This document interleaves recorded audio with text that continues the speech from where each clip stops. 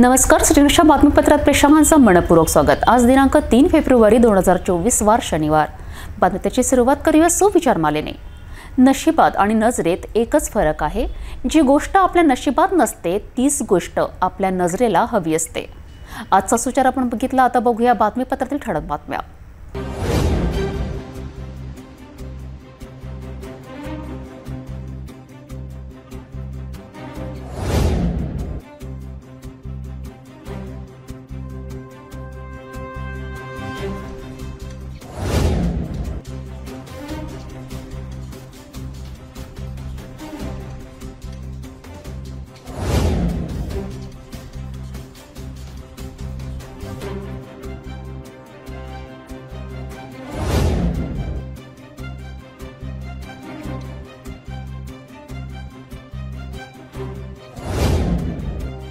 आपण ठळक बघितल्या। आता घेऊया छोटासा ब्रेक।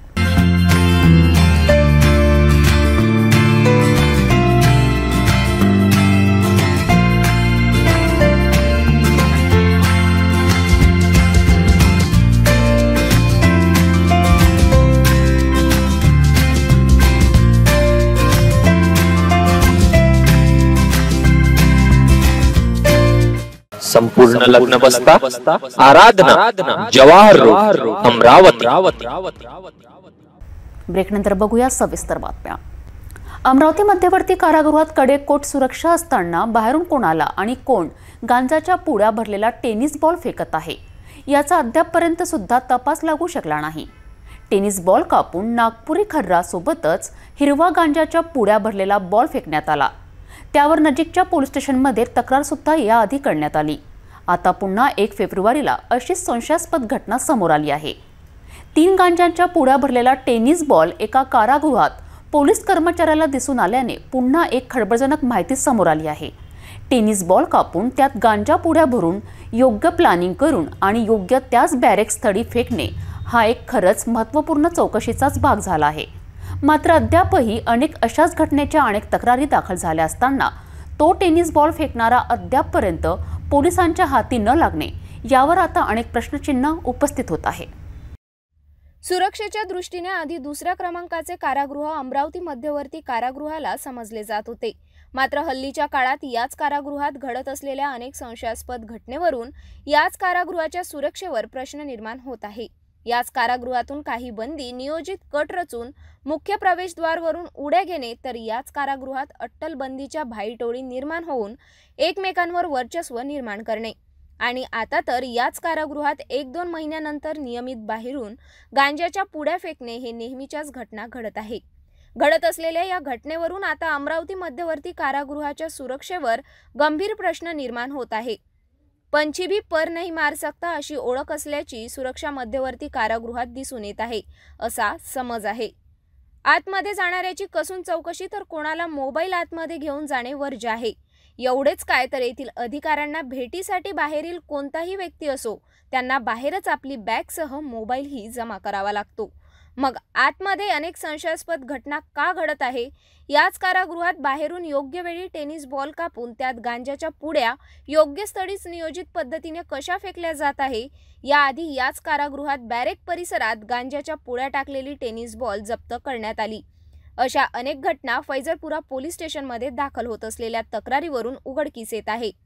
आता पुन्हा 1 फेब्रुवारीला कारागृह पोलीस कर्मचारी ड्युटी बजावत असताना त्यांना बॅरेक 15 नंबरच्या परिसरात एक टेनिस बॉल आढळला।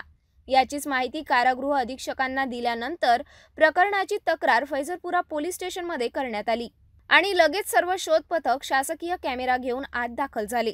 जप्त करण्यात आलेला टेनिस बॉलला काळ्या रंगाच्या टेपने गुंडाळलेला टेनिस बॉल कापून पाहिलं तर त्यात कागदात वेगवेगळ्या 3 हिरव्या रंगाच्या गांजाच्या पुड्या आढळून आल्या। यात पोलीस कर्मचारी सुनील कुतरमारे यांच्या तक्रारीवरून फैजलपुरा पोलिसांनी गांजा असलेला बॉल आत फेकणाऱ्या अज्ञात आरोपी विरोधात कलम 8-20 अंतर्गत गुन्हे दाखल करण्यात आले। मात्र अशा घटना अनेक वेळा घडल्या। बाहेर रस्त्यावरून कोण आणि कोणत्या बंदीला गांजाच्या पुड्या भरलेला टेनिस बॉल फेकतो याचा शोध मात्र अद्यापपर्यंतही लागू शकला नाही। हे विशेष। आगामी निवडणूक पाहता गृह विभागाने राज्यातील IPS अधिकाऱ्यांच्या बदल्या वेगवेगळ्या जिल्ह्यात करण्यात आल्या। यात अमरावती शहर पोलीस आयुक्तालयात पोलीस उपायुक्त म्हणून गणेश शिंदे रुजू झाले आहेत. शिंदे यांनी 3 फेब्रुवारीला आपल्या उपायुक्त पदाची सूत्रे हातात घेतली. याआधी लोहमार्ग पुणे येथे महत्त्वपूर्ण जबाबदारी सांभाळून गणेश शिंदे हे अमरावती शहर पोलीस उपायुक्त म्हणून रुजू झालेत. तत्पूर्वी त्यांचे अनेक पोलीस अधिकाऱ्यांनी पुष्पगुच्छ देऊन स्वागत केलेत.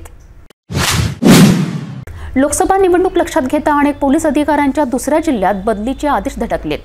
अमरावती ग्रामीण पोलीस दलातील अप्पर पोलीस अधीक्षक राहिलेले विक्रम साळी यांची बदली झाल्याने आता त्यांच्या रिक्त पदावर नव्याने रुजू झालेले अप्पर पोलीस अधीक्षक पंकज कुमावत यांनी 2 फेब्रुवारीला आपल्या पदाची सूत्रे स्वीकारली.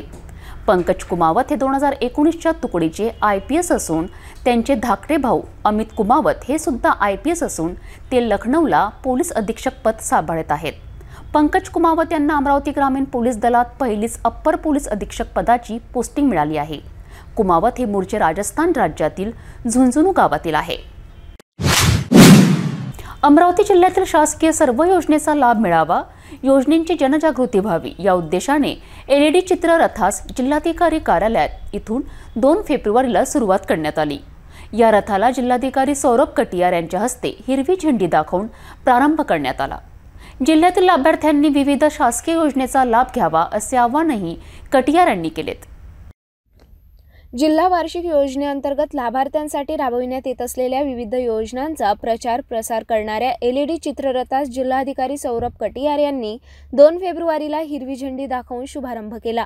अमरावती जिल्ह्यातील 14 तालुक्यातील 96 गावामध्ये शासनाच्या विविध योजनांबाबत जनजागृती करण्यासाठी हा चित्ररथ फिरवणार आहे. जिल्हाधिकारी कार्यालयाच्या प्रांगणातून सकाळी या चित्ररथाला जिल्हाधिकारी कटियार यांनी हिरवी झेंडी दाखवून मार्गस्थ केले. यावेळी उपसंचालक अनिल आलूरकर, उपजिल्हा निवडणूक अधिकारी शिवाजी शिंदे, जिल्हा नियोजन अधिकारी अभिजित मस्के, उपमुख्य कार्यकारी अधिकारी बाळासाहेब बायस, जिल्हा माहिती अधिकारी अर्पणा यावलकर आदी उपस्थित होते. जिल्हा वार्षिक योजनेअंतर्गत शासनाच्या विभागामार्फत राबविण्यात येत असलेल्या विविध कल्याणकारी योजना समाजातील तळागाळातील लाभार्थ्यांपर्यंत पोहोचविण्याचे नियोजन चित्ररथाद्वारे करण्यात आले आहे. अत्यंत सोप्या भाषेमध्ये विविध योजनांची माहिती व लाभार्थ्यांच्या मुलाखती या चित्ररथाच्या माध्यमातून गावागावात दाखविण्यात येणार आहे. जिल्ह्यातील 14 तालुक्यातील 96 गावामध्ये हा चित्ररथ फिरून माहिती देणार असून लाभार्थ्यांनी या योजनाचा लाभ घेण्याचे आवाहन जिल्हाधिकारी सौरभ कटियार यांनी यावेळी केले.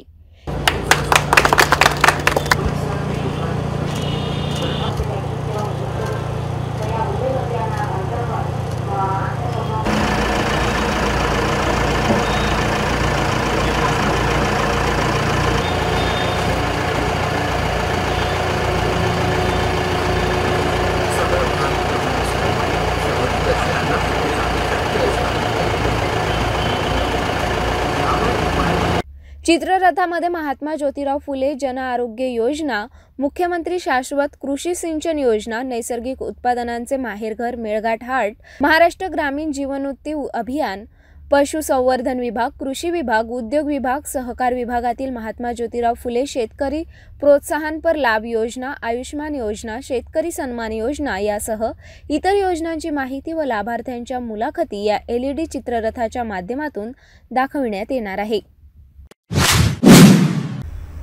जसजशी लोकसभा निवडणूक जवळ येत आहे तसतसे अनेक पक्षाचे नेते विरोधकांवर टीकास्त्र करीत असल्याचे दिसून येत आहे. नुकत्याच तिवसा तालुक्यात कबड्डी सामन्याचे आयोजन उद्घाटन म्हणून उपस्थित असलेले राज्यसभा खासदार डॉक्टर अनिल बोंडे यांनी काँग्रेसच्या नेत्यांवर जोरदार टीका केली.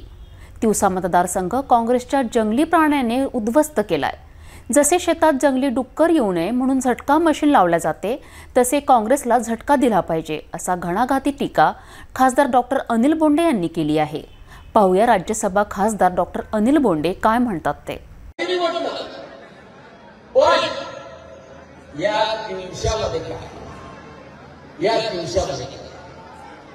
आता मी पाहून राहिलो होतो इकडे श्री सोलर झटका मशीन, इथं दास सोलर झटका मशीन. कायच्यासाठी असते झटका मशीन? डुकर जर वावरात आले तर झटका त्यासाठी असते का नाही? डुकर वावरात आले, जंगली प्राणी वावरात आले त्याच्यासाठी झटका मशीन असते का नाही? आता तुमचा तिवसा मतदारसंघ पूर्ण उद्ध्वस्त केला काँग्रेसच्या जंगली प्राण्यांना. पूर्ण उल्हास केला ना. मग आता हे 10 सोलर झटका मशीन आहे, तिकडे आंबाडकरची झटका मशीन दिसून, अंबुलकरची झटका मशीन दिसून राहिली.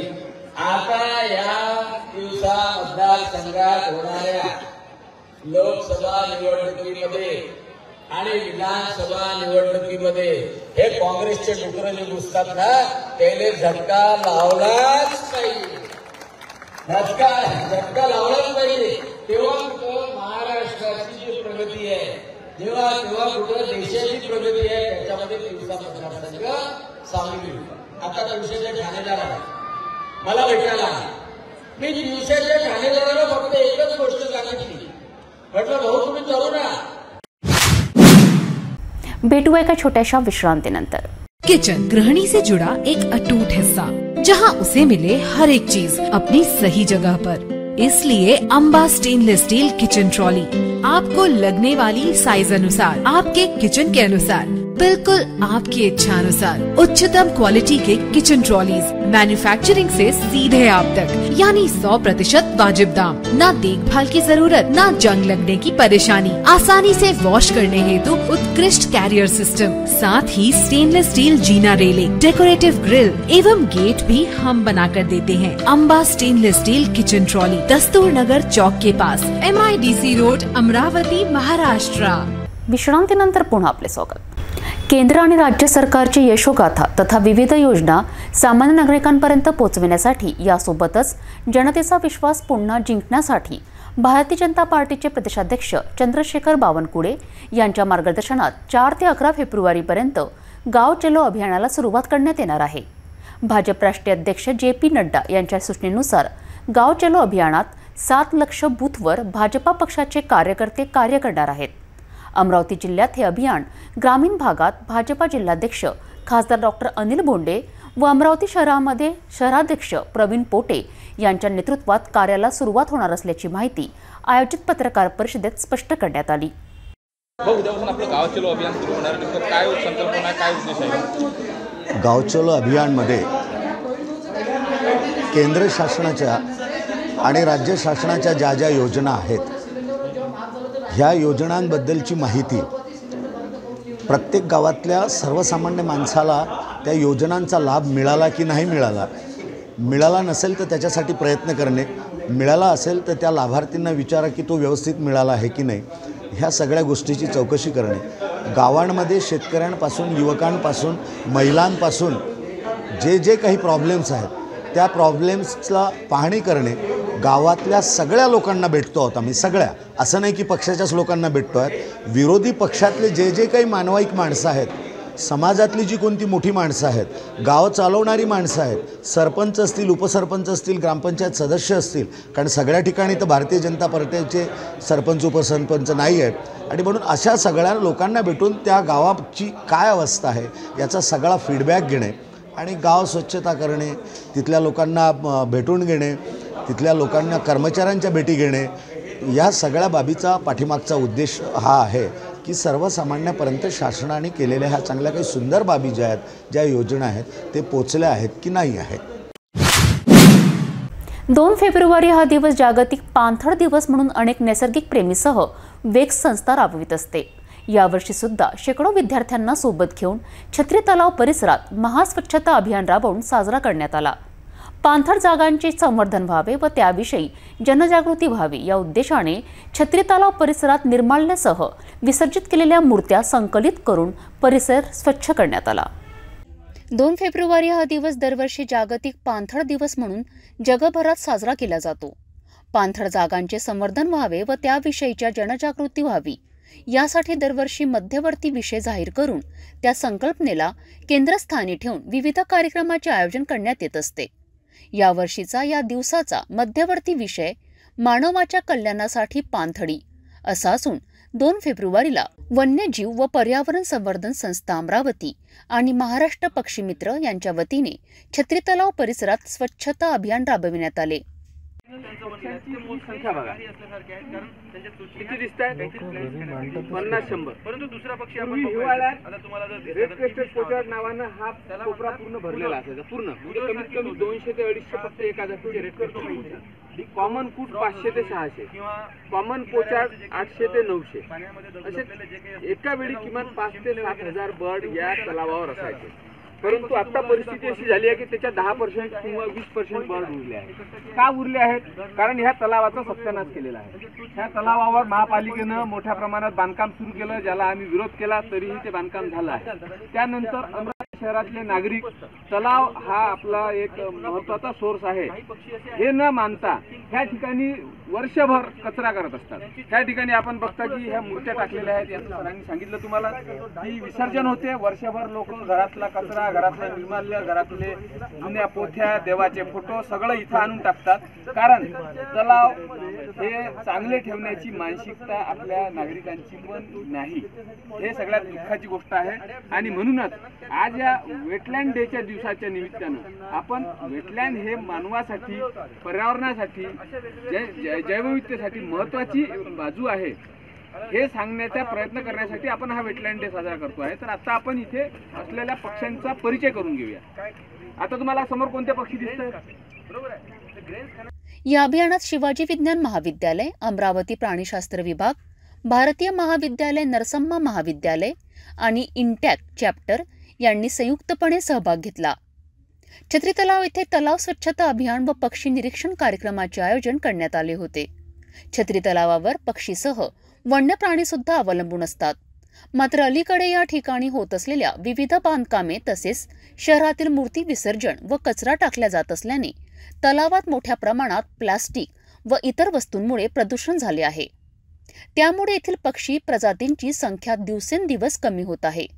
याबाबत जनजागृती करण्यासाठी स्वच्छता मोहीम राबविण्यात आली. यावेळी प्राध्यापक डॉक्टर गजानन वाघ यांनी जागतिक पाणथळ दिवसाबाबतची माहिती व त्यामागील उद्देश याची माहिती उपस्थितांना करून दिली. वेक्सचे सचिव तथा मानद वन्यजीव रक्षक डॉक्टर जयंत वडतकर यांनी छत्री तलावाची पक्षी जैव विविधता बाबत विद्यार्थ्यांना मार्गदर्शन केलेत. वर्ल्ड वेटलँड डे म्हणजे जागतिक पाणथळ दिवसानिमित्त आज आम्ही आलो आहे छत्री तलाव येथे.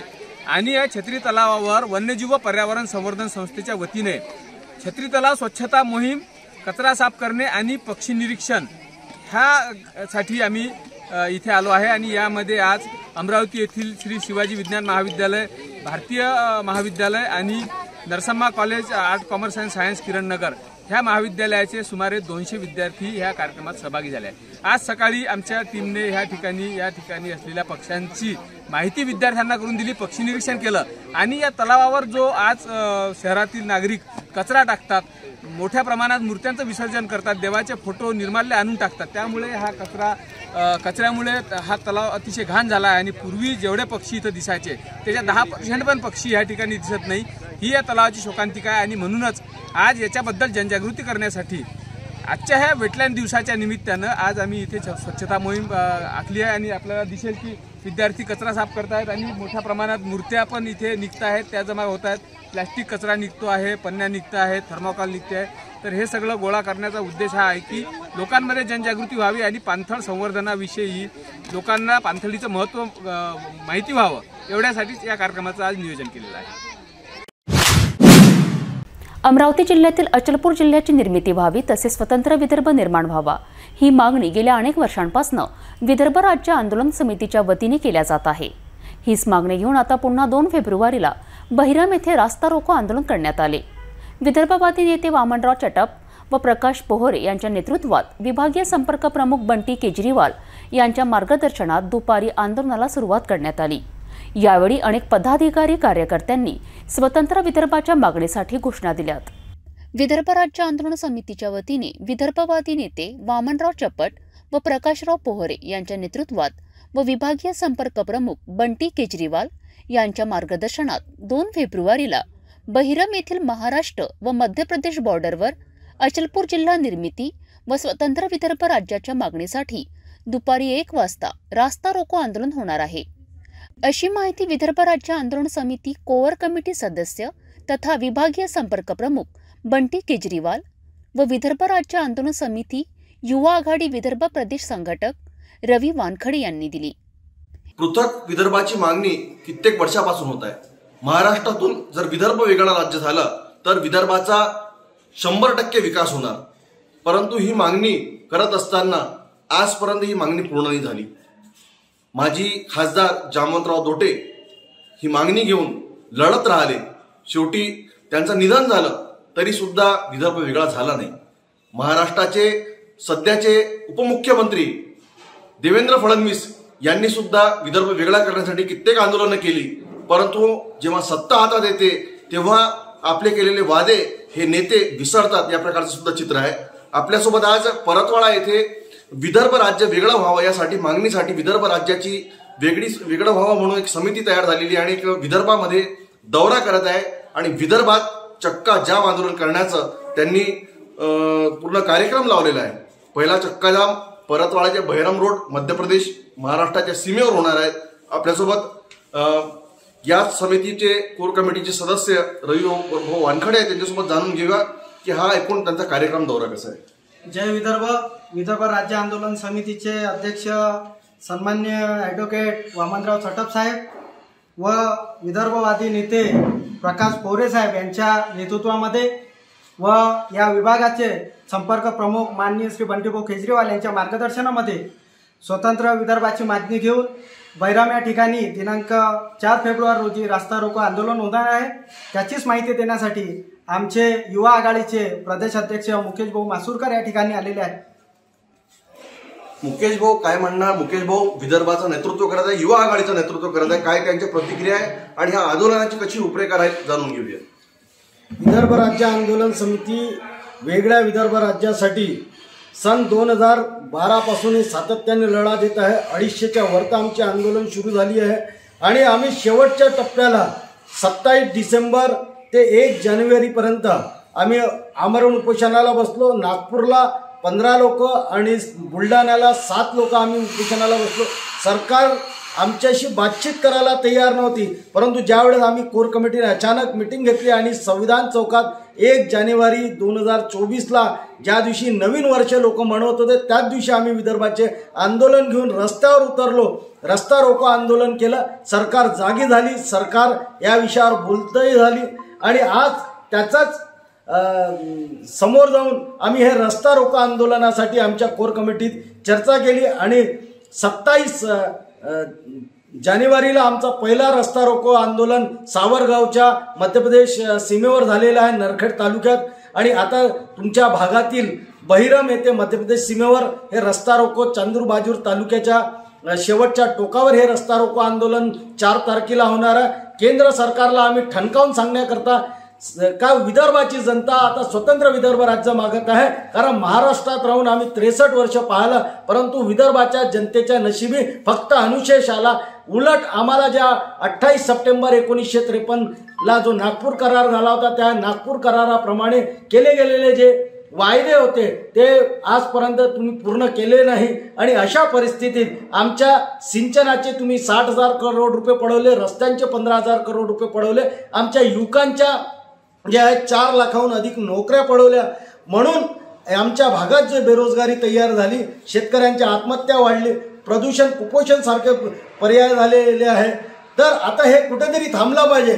वीज आमचीच जमीन गेली, आमचंच पाणी गेलं आणि आम्हीच महाग घ्यायचं, हे आता कितपत चालेल? म्हणून आम्हाला आता हे थांबवायचं आहे। ज्या प्रकारे तेलंगणा राज्य वेगळं झालं, ज्या प्रकारे छत्तीसगड राज्य वेगळं झालं, छोटे राज्य विकसनशील आणि प्रशासकीय दृष्ट्या समृद्ध असले असे बाबासाहेब आंबेडकरांनी विचार मांडले, परंतु हे कोणत्याही महापुरुषाचे आव्हानही पेलायला तयार नाही, हे त्यावर बोलायलाही तयार नाही। म्हणून अशा बीजेपी सरकारला आम्ही ठणकावून सांगण्याकरता 4 तारखेला आपल्या भागातील बेरम येथे रस्ता रोको आंदोलन करत आहोत। का आज तुम्ही विदर्भ राज्य दिला नाही तर समोर तुमच्या विदर्भात तुमच्या बीजेपीची कोंबडी जी आहे अंडा सुद्धा देणार नाही, त्याकरता आम्ही ते आंदोलन करणार आहोत। त्यानंतर 6 तारखेला आम्ही पिंपळखुटी पांढरकवड्याला आमचा रस्ता रोको आंदोलन तेलंगणाच्या बॉर्डर होणार आहे। 8 तारखेला आम्ही पोळसा ब्रिज गोंडपिपरी तेही तेलंगणाची बॉर्डर आहे, तिथेही आम्ही आंदोलन करणार आहोत। मग त्यानंतर 10 तारखेला देवरीला हे रस्ता रोको आंदोलन होणार आहे, तिथे नॅशनल हायवे आहे आणि शेवटला रस्ता रोको आमचा 12 तारखेला मलकापूरला होणार आहे. आणि ह्या सगळ्या गोष्टीचा एकच आहे का स्वतंत्र विदर्भ राज्य मिळावं, अन्यथा विदर्भाची जनता आता मानसिकदृष्ट्या ह्या पश्चिम महाराष्ट्राच्या नेत्यांना त्रासली आहे, विदर्भाच्या 62 गद्दारांना त्रासली आहे, 10 खासदार जे गद्दार आहे त्यांनाही त्रासली आहे. कारण आता यांनी दिलेले शब्द जे होते त्यात हे पाळू शकत नाही, म्हणून विदर्भाची जनता स्वतः पुढाकार घेत आहे आणि तुमच्या माध्यमातून आपल्या सर्वांच्या माध्यमातून ह्या आंदोलनात आता उडी घेऊन स्वतंत्र विदर्भ राज्य घेण्याकरता आतून. यावेळी विदर्भ राज्य आंदोलन समिती युवा आघाडी प्रदेश अध्यक्ष मुकेश मासूरकर, अमरावती जिल्हाध्यक्ष दिलीप भोयर, जिल्हाध्यक्ष राजेंद्र आगरकर, बंटी केजरीवाल, रवी वानखडे तसेच विदर्भ राज्य आंदोलन समितीचे पदाधिकारी उपस्थित होते. विदर्भ राज्य की जिसने नींव रखी, विदर्भ राज्य अलग होना चाहिए, इसके लिए पिछले 15 सालों से संघर्ष करने वाले युवा स्वाभिमान के नेता बंटी केजरीवाल हमारे साथ में है. बंटी भाऊ केजरीवाल ने बार बार इसके लिए प्रयास किए, कई बार उन्हें जेल भी जाना पड़ा और उनकी क्या प्रतिक्रिया जानेंगे हम. ये आंदोलन नीतीश जी, आपको मालूम होगा 15 साल पहले आपने भी हमारे साथ आंदोलन में सहभागी हुए थे और जब डिप्टी सीएम अपने सीएम जी देवेंद्र जी फडणवीस थे, जब ये करजगांव सिराजगांव जा रहे थे, जब ये रूपरेखा आपके माध्यम से विदर्भ राज्य आंदोलन समिति को आपने खड़े रह के रूपरेखा दी थी, उसमें आप भी अरेस्ट हुए थे और मेरे को भी अरेस्ट किया गया था, अपने को दिन भर थाने में बैठा के भी रखे गए थे. ये 15 साल हो गए विदर्भ राज्य आंदोलन समिति को, कई आंदोलन के माध्यम से कई इसके अंदर अपन ने कई आंदोलन भी लिए, सड़क रास्ता रोको आंदोलन भी किए हैं. आज ये 15 साल से भी ऐसा बोल रहा है कि अब विदर्भ अलग होगा, कल होगा, परसों होगा. मासूदकर जी ने आपको बताया, आगे भुयर जी भी आपको इस बारे में रूपरेखा बताएंगे. और हमारा ये कहना है कि शकुंतला बाटगेज भी आज तक नहीं हुई है कि यहाँ के जो नेता लोग हैं, ये नेता लोग क्या बस विधानसभा में प्रश्न उठाते नहीं, लोकसभा में प्रश्न उठाना चाहिए कि यहाँ का व्यापार ठप्प हो चुका है. कोयला हमारे, खदान हमारा, लकड़ा हमारा और पश्चिम महाराष्ट्र मजबूत बन रहा है. इसका क्या कारण है? पश्चिम महाराष्ट्र. हम क्या शोषण होते रहेंगे क्या? हर राज्य के अंदर दिल्ली केंद्र ने बिजली माफ की, पंजाब के अंदर बिजली माफ हुई है, कि महाराष्ट्र में ऐसा क्यों नहीं हो रहा है? उसके बाद विदर्भ में ऐसा क्यों नहीं हो रहा है? तो हमारा ये प्रश्न है, हम आंदोलन को मरे दम तक आगे चलाते रहेंगे, चाहे इसके लिए हमें 20 साल या 10 साल गोली मार दिया जाए या हमारी सारी जिंदगी जेल में जल जाए, पर हम आंदोलन को रूपरेखा क्या है, कहाँ पर? तो आंदोलन की रूपरेखा 4 तारीख को हमारे सम्माननीय भोयर जी, रवि जी भी बैठे हैं और युवा के अध्यक्ष मासूदकर जी भी यहाँ हैं. 4 तारीख को भैरम में 1 बजे रास्ता रोको आंदोलन है. वहाँ हमारे वामनराव जी चटप, पोरे जी, इनके नेतृत्व में हम आंदोलन को गति देंगे. जय जय विदर्भ. जय विदर्भ का नारा लेकर इस आंदोलन की शुरुआत हो चुकी है. परतवाड़ा के बहरम से शुरुआत हो रही है, जहाँ बहरम में सातपुड़ा की पहाड़ियों के नीचे मेला चालू है, वहाँ चक्का जाम 4 तारीख को यहाँ पर घोषणा हो चुकी है. आपल्यासोबत भुयार जी आहे, जे विदर्भ राज्य समिती जिल्हा अध्यक्ष आहे अमरावतीचे आणि शेतकरी नेते सुद्धा आहेत, शेतकरी संघटने, त्यांच्यासोबत जाणून घेऊ त्यांच्या काय प्रतिक्रिया. वेगळा विदर्भ ची लढाई गेल्या 15 वर्षापासून सुरू आहे आणि जवळपास शेतकरी संघटना ही 80% या विदर्भ राज्य आंदोलन समितीमध्ये सहभागी आहे आणि अत्यंत ताकदीनं ती 15 वर्षापासून लढत आहे. मग शेतकरीच का आक्रमक झाला वेगळ्या विदर्भासाठी? याचं मुख्य कारण हे आहे का सर्वात जास्त आत्महत्या ह्या विदर्भात होत आहे. कारण नागपूर करारात ठरल्याप्रमाणे सर्व क्षेत्रामध्ये 23% वाटा हा विदर्भाचा विकासाचा त्या प्रमाणात व्हायला पाहिजे होता. उद्योगाच्या क्षेत्रात आहे, नोकरीच्या क्षेत्रामध्ये आहे, पर्यटनाच्या क्षेत्रामध्ये आहे, या भागातल्या मंदिराचे विकास राहो का कुठल्याही क्षेत्रातले विकास राहो, सिंचनाचे प्रश्न आहेत, प्रशासनातल्या नोकऱ्यांचे प्रश्न आहेत. या बाबतीत कोणतेही प्रश्न पूर्ण केल्या गेले नाही आणि म्हणून या भागात इतकं मागासलेपण वाढलं की पुढे पुढे आम्ही असा अनुभव घेतला की विदर्भाची लोकसंख्या कमी होत चालली. जेव्हा लोकसभा आणि विधानसभेचं पुनर्गठन झालं तर 11 खासदाराचे 10 खासदार झाले आणि 66 आमदाराचे 62 आमदार झाले. आज 288 मत म्हणजे उमेदवारामध्ये म्हणा की आमदारामध्ये 62 आमदाराची टिकत नाही. त्याचा परिणाम असा झाला की पश्चिम महाराष्ट्राच्या नेत्यांची आमचे विदर्भातले आमदार हे गुलामी करतात आणि यांचं महत्व हे कमिशनखोर दलालापेक्षा जास्त राहिलेलं नाही. मग कमिशनखोर दलालाचं कसं 5 वर्ष कार्यकर्त्यांसोबत जे असतात ते ठेकेदार असतात. 10 लाख मंजूर होतात, 3.5 लाखाचं काम होते आणि त्या 15 दिवस फक्त लोकांच्या हिताच्या गोष्टी केल्या जातात. आज उपमुख्यमंत्री प्रतिमुख्यमंत्रीच आहे देवेंद्र फडणवीस यांनी आमगाव पासून तर खामगाव पर्यंत रॅली काढली होती आणि म्हटलं होतं की मी वेगळा विदर्भ घेतल्याशिवाय लग्न सुद्धा करणार नाही. आता त्याला मुलगी झाली, लग्नही केलं आणि आता म्हणते लढाई तुम्ही तेलंगणा सारखी दिसत नाही. अरे लोक मारण्यासाठी तुम्ही उभे झाले का? तुम्ही तर हे म्हणत होते का विदर्भ राज्य झाल्याशिवाय विदर्भाचे प्रश्न सुटू शकत नाही. आता मग हे प्रश्न गेले कुठे?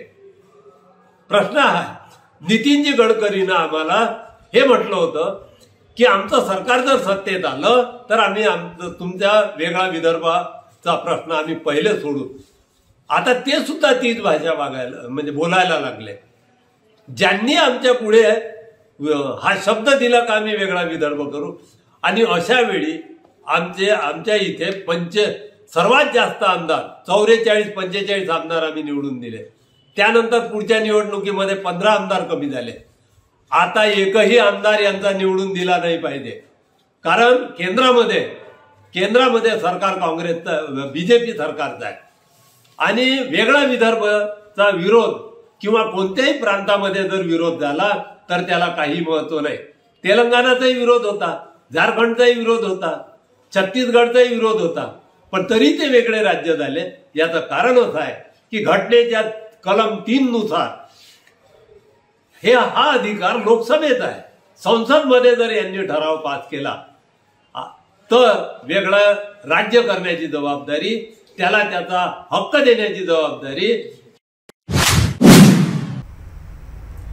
चांदूर बाजार तालुक्यातील सोनेरी गावात असलेल्या विलास चर्जन यांनी रस्त्यावरील विहीर काढण्यासाठी वार्ड नंबर 1 सोनेरी येथील ग्रामपंचायत हद्दीतील सार्वजनिक रस्त्यावरील विहिरीत थेट शिरून आमरण उपोषण सुरू केले होते. शेवटी या आगळ्यावेगळ्या आंदोलनाने प्रशासन चांगलेच हादरलेत. शेवटी प्रशासनाने दखल घेतल्याने चर्जन यांनी आपले आंदोलन रद्द केलेत.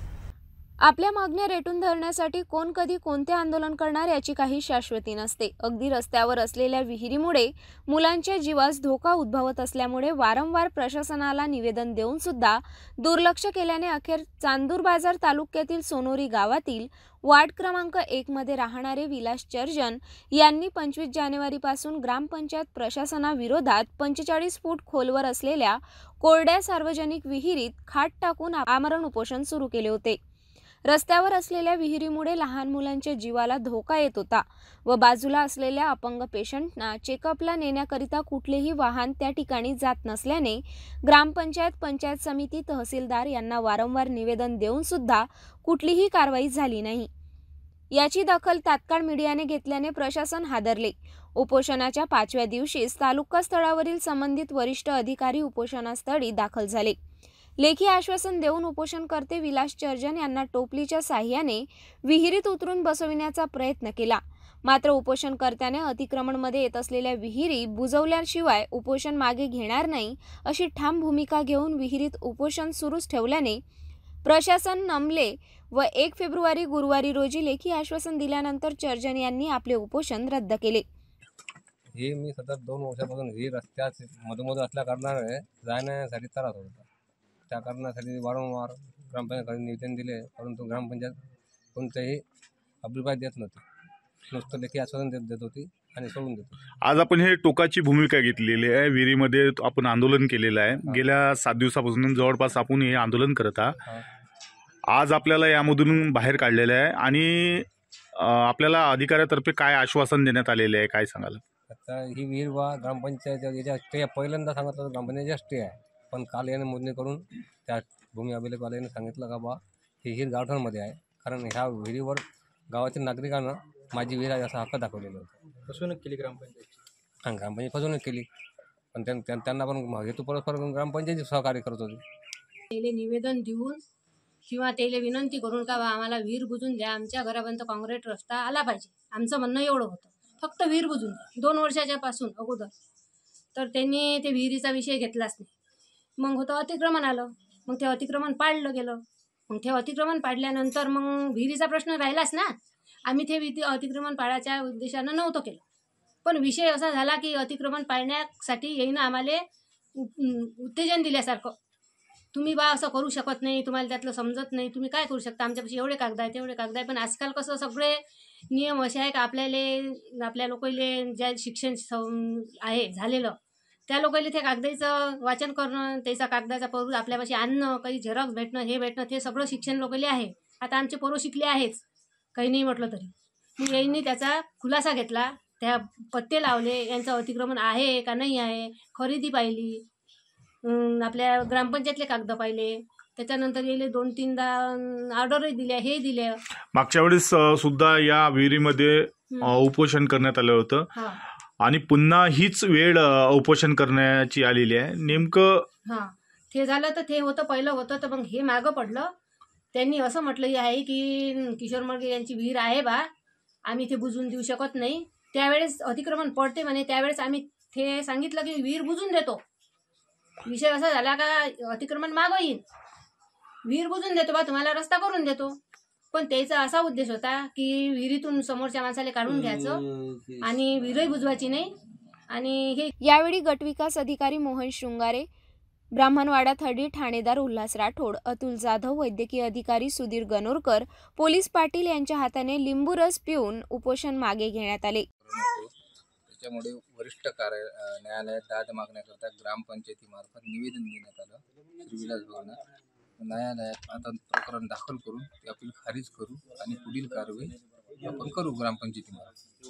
हे जे विहीर आहे सदर काय कशासाठी आता काय हे मोजणी केली भूमी अभिलेख कार्यामार्फत, गट नंबर 119 मोजला आपण, त्याची प्रत आपल्याला मिळाली नाही, आज आपल्याला मिळून जाईल. त्याची प्रत मी तुम्हाला देऊन. आता मग त्या अनुषंगाने ही विहीर कशात येते? त्या अनुषंगाने ही विहीर गट नंबर 119 मध्ये नाही असं आपल्याला भूमी अभिलेख कार्यालयामार्फत तोंडी कळवलं. लेखी करपत आपल्याला आज मिळेल. ही नमुना 25 मध्ये आहे की गावठाणात? असं त्यांना सांगणं गावठाणात आहे असं कार्यालयामार्फत आपल्याला मोजणी ती कळवलं आणि त्याचा अभिप्राय आपल्याला मिळेल. आणि किती दिवसात बुजवून ते सांगू. आता पुढील कारवाई न्यायालयाची. किती दिवसात कारवाई काय?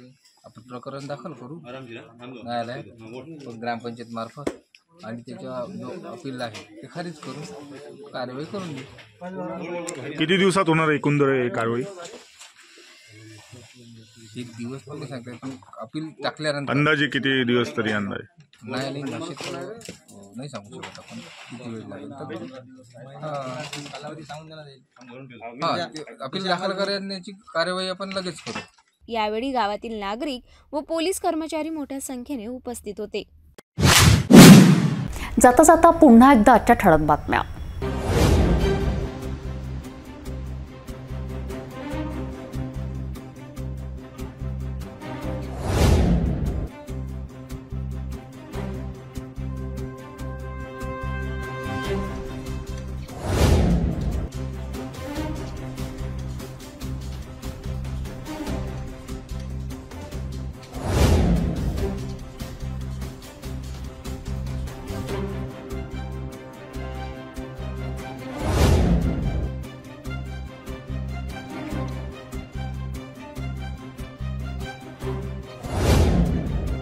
आपण आता सिटी न्यूज चॅनल आपल्या टीव्हीवरही बघू शकता. यामध्ये GTP 73, Fastway 256, city cable channel 92वर.